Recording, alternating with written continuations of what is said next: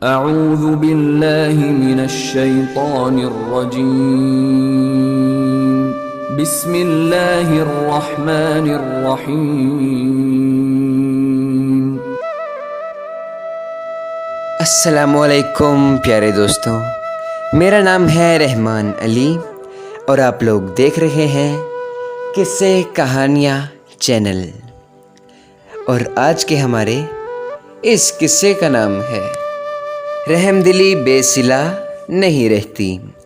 तो चलिए अपने आज के इस किस्से का आगाज़ करते हैं।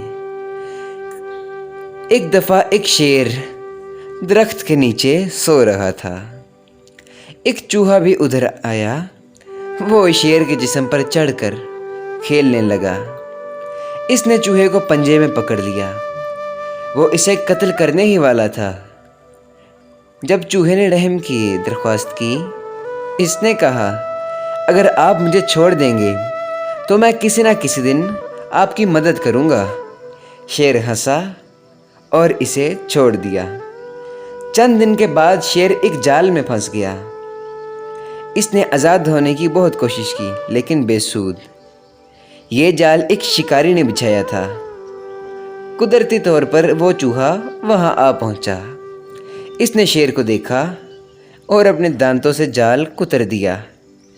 शिकारी के आने से पहले इसने शेर को आज़ाद कर दिया। शेर ने चूहे का बहुत बहुत शुक्रिया अदा किया और जंगल की तरफ चल दिया। तो किस्से कहानियों के प्यारे दोस्तों, आज के हमारे इस किस्से से हमें ये सबक मिलता है कि रहमदिली बेसिला नहीं रहती। तुम जितने दोस्त बना सकते हो बना लो। Make as many friends as you can. तो अपने मेज़बान रहमान अली को दें इजाज़त और जाते जाते किस्से कहानियों को लाइक, सब्सक्राइब और बेल आइकन का बटन लाजमी प्रेस करते जाइएगा। तो मिलते हैं ऐसे ही नेक्स्ट वीडियो में। तब तक के लिए खुदा निगहबान।